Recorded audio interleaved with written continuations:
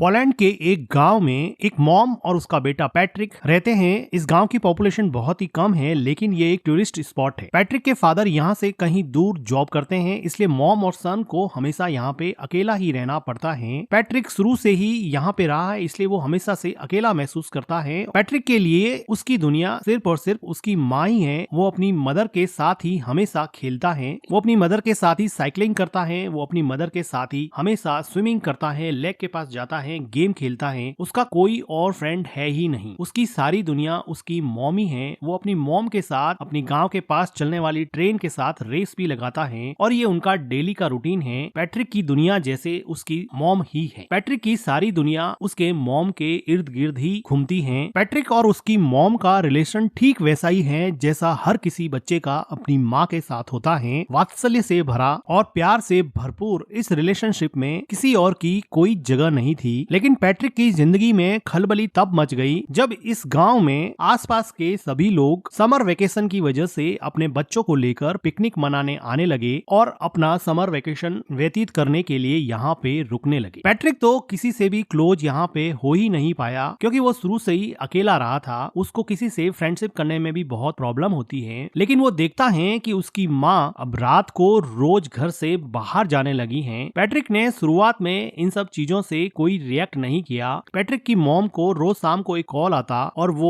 Patrick को घर में अकेला छोड़ के ही चली जाती। पैट्रिक काफी देर तक इंतजार करता। कभी उसकी मॉम रात को घर लौटती नहीं थी और कभी देर रात को लौटती थी। वो थोड़ा सा टाइम पैट्रिक के साथ स्पेंड करती थी, लेकिन पैट्रिक को कल का बहाना देकर कि कल मैं तुम्हारे साथ पूरा दिन व्यतीत करूंगी और पैट्रिक को अकेला छोड़ देती थी। धीरे धीरे पैट्रिक अकेलेपन की वजह से एंजाइटी और डिप्रेशन का शिकार होने लगा। वो अपने अकेलेपन से कोप अप नहीं कर पा रहा था, क्योंकि उसके कोई फ्रेंड भी नहीं थे। अगले दिन वो देखता है कि उसके पड़ोस में कोई नई लड़की आई है जो शायद अपना समर वेकेशन यहाँ बिताने के लिए पास में रहने लगी है। पैट्रिक उस लड़की से दोस्ती करने की कोशिश करता है, लेकिन टिपिकल टीनेजर की तरह वो लड़की उसको कोई रेस्पॉन्स नहीं देती है। अगले दिन पैट्रिक की मॉम जब फिर से घर के बाहर जाने लगती है तो पैट्रिक को बहुत बुरा लगता है और वो अपनी मॉम के ड्रेस पर जूस से भरा ग्लास गिरा देता है, जिसकी वजह से उनकी मॉम उस पर बहुत चिल्लाती है और उसको डांटने लगती है। वो उसके मन की हालत नहीं समझ पा रही थी कि वो अंदर से कितना अकेला फील कर रहा है, लेकिन जैसे उसको कोई फर्क ही नहीं पड़ता, वो अपनी ड्रेस चेंज करके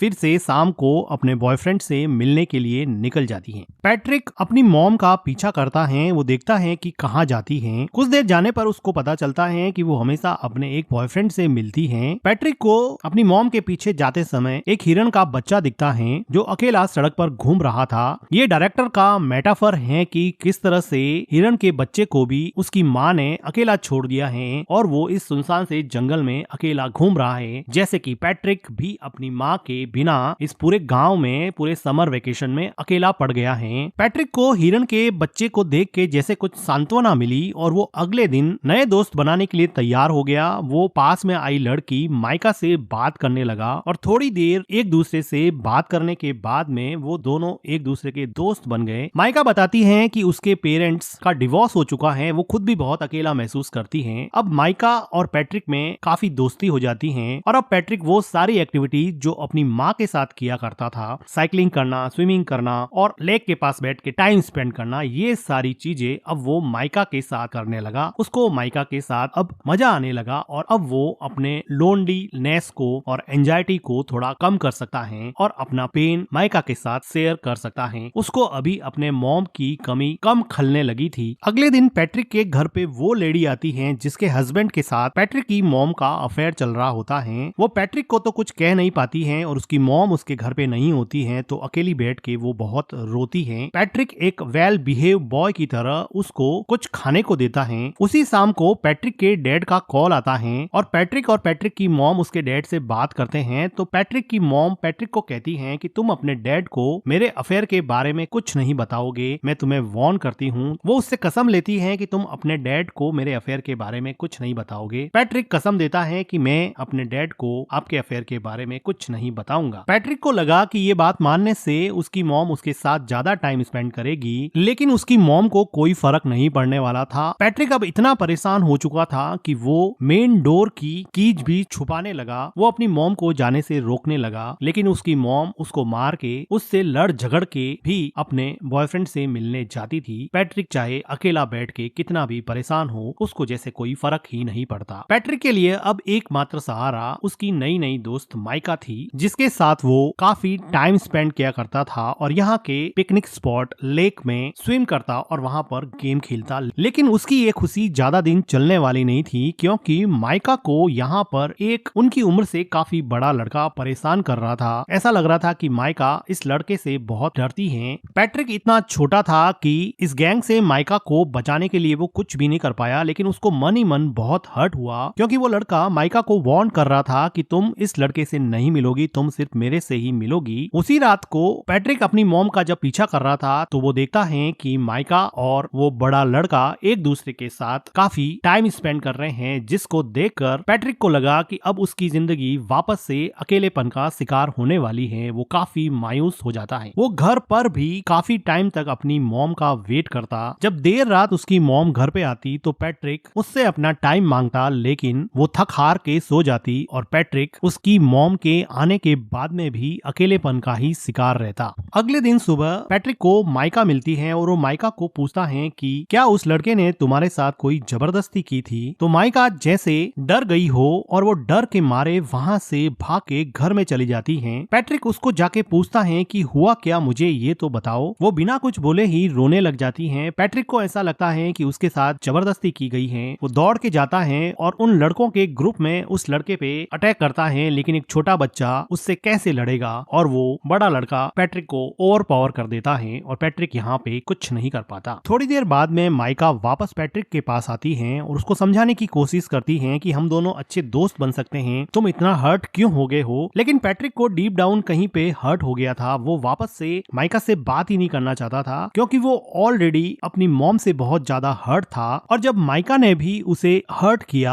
तो वो इमोशनली वायलेंट हो गया और वो अपने इमोशन को कंट्रोल नहीं कर पा रहा था। अपने गुस्से को, अपने फ्रस्ट्रेशन को माइका के ऊपर निकाल दिया और माइका को उल्टा सीधा बोला, जिसकी वजह से अब माइका को वापस हर्ट हुआ और अब माइका वहां से चली जाती है। पैट्रिक को बिल्कुल समझ में नहीं आ रहा था, क्योंकि वो छोटा सा बच्चा था, उसको समझ नहीं आ रहा था कि इन सब सिचुएशन से कैसे निकले। उसकी मॉम उसको बिल्कुल भी सपोर्ट नहीं करती थी, ना उसको गाइड करती थी। उसके आसपास कोई भी पेरेंटल गाइडेंस नहीं होने की वजह से वो अपनी ही दुनिया में जो उसको समझ में आता वो करता जाता और उसके अंदर अनस्पोकन इमोशंस का एक ऐसा गुब्बार बना जिसकी वजह से वो बुरी तरह से फ्रस्ट्रेट हो गया। उसी रात को पैट्रिक की माँ घर पे रोती हुई आती हैं। ऐसा लग रहा था कि उसके बॉयफ्रेंड के साथ उसका झगड़ा हुआ है या फिर ब्रेकअप हो गया है। पैट्रिक की मॉम काफी दिनों तक उदास रहती हैं, लेकिन पैट्रिक अपनी मॉम को अपने पास में देख के काफी खुश रहने लगा है। वो अपनी मॉम की काफी केयर करता है। एक रात अचानक उसके डैड वापस लौट आते हैं और दोनों के लिए बहुत सारे गिफ्ट लाते हैं। पैट्रिक को अब लगा कि अब उसका समर वेकेशन बहुत अच्छे से निकलेगा, क्योंकि उसके डैड ने उससे प्रॉमिस किया था कि मैं समर वेकेशन तुम्हारा साथ में बिताऊंगा। अभी एक अच्छी फैमिली की तरह खूब अच्छा टाइम स्पेंड करते हैं और पैट्रिक अपने मॉम और डैड को एक साथ देख के बहुत खुश होता है और उसका लोनलीनेस जैसे धीरे धीरे गायब होने लगा था। उसकी एंजाइटी कम होने लगी थी। तो एक रात पैट्रिक के डैड चेस खेलते हुए उससे पूछते हैं कि क्या तुम्हारी मॉम मेरे जाने के बाद में किसी से मिलती थी या रात को लेट आती थी। लेकिन पैट्रिक ने अपनी मॉम को प्रॉमिस किया था कि वो उसका राज किसी को नहीं बताएगा, इसलिए वो अपने डैड को अपनी मॉम के अफेयर के बारे में कुछ नहीं बताता है। लेकिन उसके डैड को इस बात पे डाउट हो जाता है, क्योंकि पैट्रिक की मॉम का बिहेवियर काफी चेंज हो गया था। उसी टाइम पे पैट्रिक के घर पे माइका आती है और वो उससे बात करने के लिए कहती है। माइका के कहने पर पैट्रिक उसके साथ साइकिलिंग पे जाता है और लेक में स्विम करने के बाद में माइका उसको बताती है कि अब मेरा समर वेकेशन खत्म होने को है, मैं यहाँ से चली जाऊंगी। माइका को पैट्रिक को हर्ट करने पर काफी दुख लग रहा था, लेकिन पैट्रिक अब इसमें कुछ ज्यादा कर नहीं सकता, क्योंकि अगर समर वेकेशन खत्म होगा तो माइका को जाना ही पड़ेगा। वो अपने घर पहुंचता है और वो देखता है कि सीढ़ियों पर वही लेडी जो थोड़े दिन पहले उसके घर आई थी वो सीढ़ियों से नीचे उतर रही है। वो अंदर जाके देख रहा है कि उसके डैड बाथरूम में बैठे बैठे रो रहे हैं। उसको समझ में आ जाता है कि उस लेडी ने उसकी मॉम के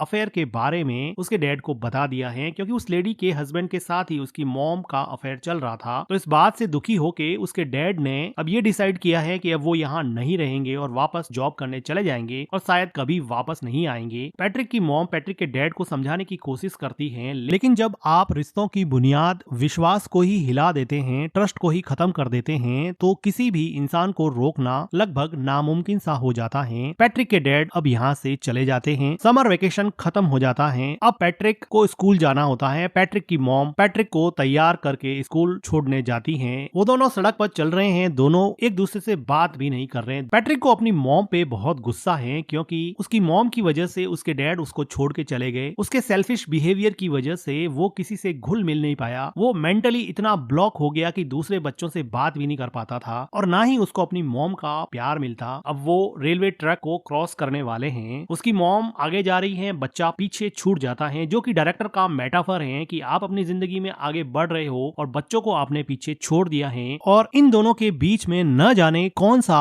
इमोशनल आउटब्रस्ट रूपी ट्रेन आके आपके सपनों को, आपके अपनों को कब कुचल दे पता नहीं चलेगा। उसकी मॉम पीछे मुड़ के देखती है कि पैट्रिक पीछे रह गया है। वो ट्रेन को देख के डर जाती है, रोने लगती है कि उसके बच्चे का क्या होगा। अचानक से ये मोमेंट उसको रियलाइज कराता है कि उसकी जिंदगी में कौन इंपॉर्टेंट है, उसकी जिंदगी का अहम हिस्सा कौन है, वो आदमी जिसको वो रोज मिलने जाती है या फिर वो हस्बैंड और उसका बेटा जो हमेशा उसके साथ थे, साथ खड़े थे। वो खूब रोती है। उसको रियलाइज होता है कि शायद उसकी जिंदगी का ट्रैक अब उसे चेंज करना पड़ेगा और इसी के साथ ये मूवी एंड हो जाती है। मूवी का एक्सप्लेनेशन अगर आपको अच्छा लगा हो तो वीडियो को लाइक कीजिए, हमारे चैनल को सब्सक्राइब कीजिए and thank you for watching.